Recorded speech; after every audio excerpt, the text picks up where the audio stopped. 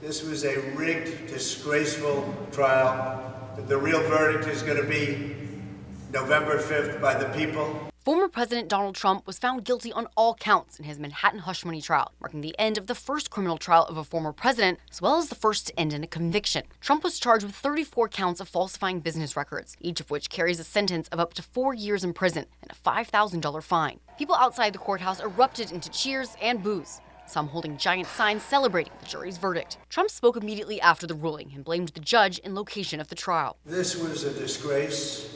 This was a rigged trial by a conflicted judge who was corrupt.